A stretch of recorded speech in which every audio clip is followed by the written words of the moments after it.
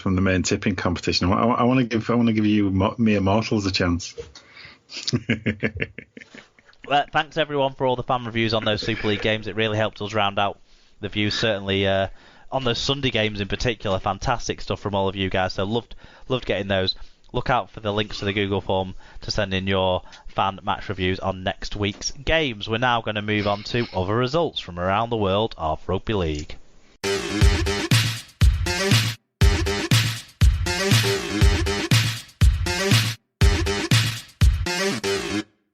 Other results time, and it was round 3 in the Championship. It was Batley 20, Swinton 10, Bradford 22, Featherstone 30.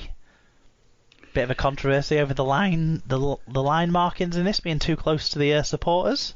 Allegedly, Dewsbury's ground hasn't changed for about 10 years, so I wasn't there, so I can't really comment. But yeah, no idea. But it sounds like we in terms of the game, it seems like we pushed them quite close. So, I wouldn't expect us to compete with Featherstone this year. So, we might have lost 2 out of 2, but, I'm not entirely unhopeful.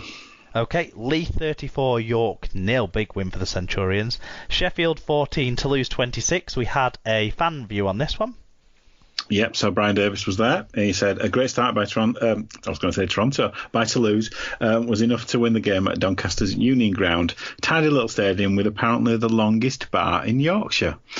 Con Meeker and Stan Robart were in the halves and ran the game. Sheffield upped it in the second half and got within 2 scores, but never seriously threatened. They scored on the hooter to give a rather flattering scoreline. Looks like it'll be another good season for Toulouse.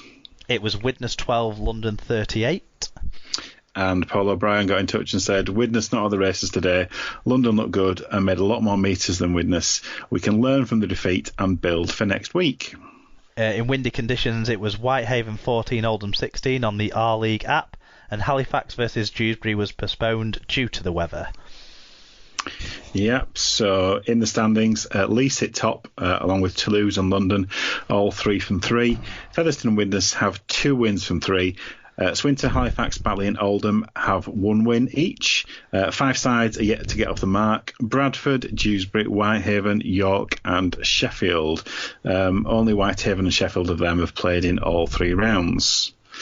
In League 1, round 1 was a non-event. All games were postponed, so all those sides not taking part in the 1895 Cup will hopefully be able to rearrange those quite swiftly. Obviously, some were rearranged because of the Challenge Cup, which had to have round 3 completed, but there were some other games that were supposed to go ahead in League 1 and didn't do so. But in round 3 of the Challenge Cup, those catch-up, mop-up games saw Keighley go down to Newcastle.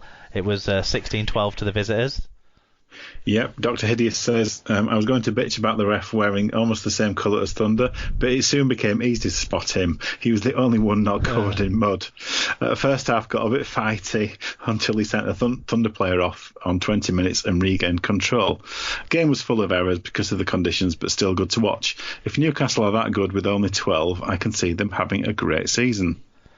Workington 28, West Bowling 22. Gosh, Workington... close winners there over the community side. Barrow 38, London Scholars 18, and Rochdale 54, York Acorn 10. It was the NRL 9s, and we're not going to give you all of the results from all of the pool matches and all of the whatnots and stuff. We'll just tell you the results of the finals. The Dragons, who were massively kissed on the dick to get to the final, went down 14 points to 23 to the Cowboys, who were the stars of the show, certainly and deservedly winners in that match. In the women's final, this was a big result. It was the Broncos 4, the Dragons 28. Now, that was the first major game that the first trophy that the Broncos hadn't lifted since the new women's NRL or NRLW had come into play. And so for someone else to take that title over them was, hugely significant, and it was an absolute hammering. The Dragons were fantastic in that final. Also note that Courtney Hill turned out for the Sydney Roosters, and they had their first win of any sort since the new NRLW's come about. So obviously it was only in a 9s event rather than the full matches, but significant moment there as well for those Roosters. So yeah, hope people got to watch some of the 9s and enjoyed that action over the weekend as well. Okay, suppose that's the other results boxed off. And thanks to the views we had in on those games, we do like getting in reviews on those sort of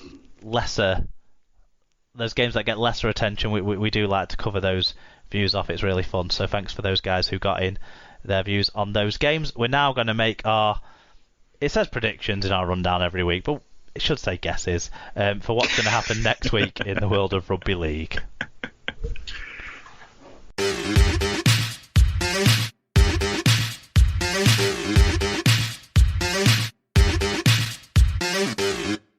So we move on to predictions, or as Mark rightly says, guesses, or maybe if you're generous, hypotheses. So we're going to take it slightly out of order in terms of TV. Showing off your vocabulary, I'd say, rather than... what, hypotheses? Come on. So, yeah, we're going out of order, but it's for a very good reason. The World Club Challenge rolls into town on Saturday, 7:45 on Sky. It is the champions of the Super League against the champions of the NRL, St Helens versus Sydney Roosters. What do you reckon, Mark? I think this week I'm doing a bunch of what I want to happen rather than what will happen predictions. Okay. Fantasy. Okay, fine. And this is one of those three games that I think I've gone that way on. I'm going Saints. I know it's weird for a Wigan fan to say that they want Saints to win, but in the World Cup Challenge games over recent years, I've always wanted to back the British sides. The one exception was when Saints played the Rabbitohs, because former Wigan coach was the coach and they had all the Burgesses. So I felt like, can back the Rabbitohs in that one legitimately. But in this one, I certainly want St Helens to win. I would love them to take it home, and I think they can. I think they're battle hardened, whereas the Roosters aren't. The Roosters have got the big travel and all those things. I know they did it last year, so they're accustomed to it, and the side's very similar to last year's side in reality. But I just, I fancy Saints. Home field, big crowd, some fantastic players in that Saints side, and players in that Saints side that play their best stuff for Saints, like Lomax, like Thompson. I don't know if Grace has picked up an injury, and I don't know if Roby's going to be back in the reckoning. I hope Roby will be. We obviously know Percival won't be there, which is a blow. Coote is a question mark too. If they get a couple of those guys back in, Knowles, Coote, Roby, that sort of situation, and they're actually fit rather than what happened in the cup final last year, they've been saving them rather than, is what I think. Then I do think they've got a chance. I'm going to back Saints. Saints by 6. Okay. I'd like to believe you. I think you've made a moderately compelling case. I'm going to go with the Roosters, though, on the basis that, yes, they obviously haven't, they're not in the throes of their season yet, but they do have a history of taking this contest seriously, unlike some teams. They prepare for these games pretty well. They're an incredibly strong team. I don't think that's any surprise to anybody else. St Helens have been a bit scratchy so far this year for me. So I think the Roosters ultimately will come out on top, but I think it'll be close. I'm going to go Roosters by 4. Roosters by 4. Come on, Saints. Coys.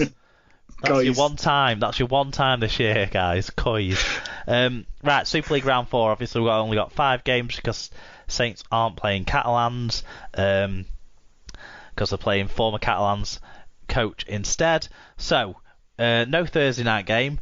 Friday night, 7:45 Sky game. It's the local derby. Castleford hosting Wakefield. The little town welcome the big city. I think. I don't know how it works around there. What are you expecting to see from this one, Secret Cast fan? They're all towns around there. I'm going to go for Cast to bounce back, obviously. Even though the last round would tell you exactly the opposite. I just think Cass at home, too strong, Cass by 10. Yeah, I think Castleford at home will be having an advantage. I got Cass by 8. Okie dokie. Also on Friday, 7:45pm kickoff for Hull KR versus Huddersfield.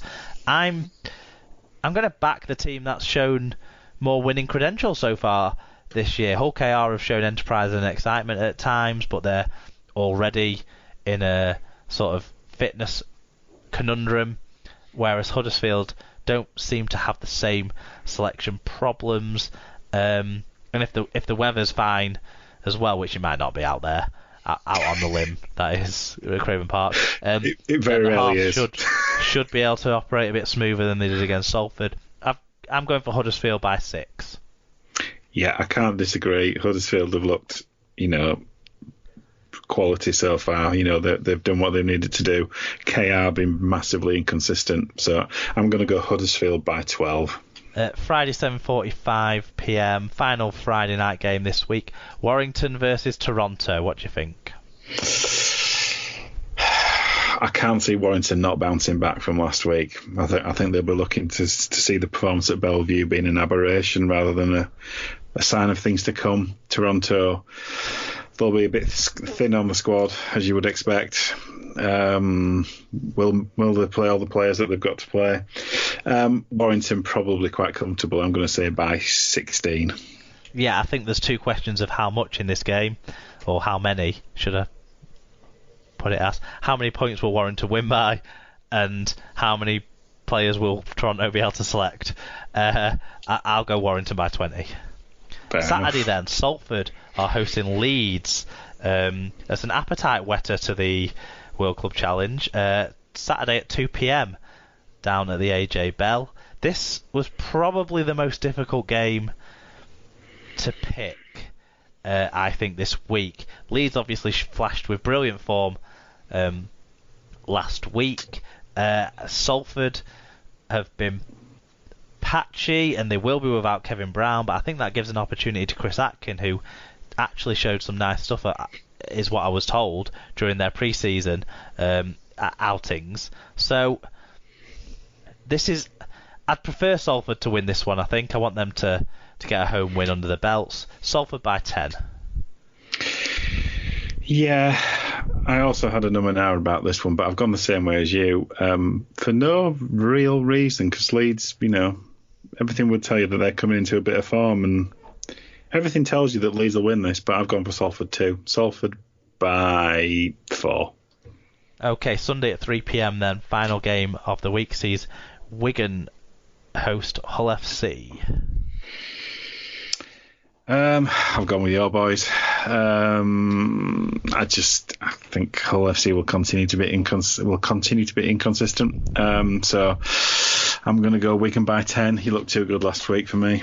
Wigan are unlikely to have Sean O'Loughlin, which is a big blow, but Hull FC, I'm not sure will be getting any of their people back, and I think they might have picked up a couple more in-game injuries as well against Saints. Certainly, that pack isn't as formidable when the likes of Manu Mao, Andre Savelio, and Tavita Satai, who's still suspended, aren't part of it.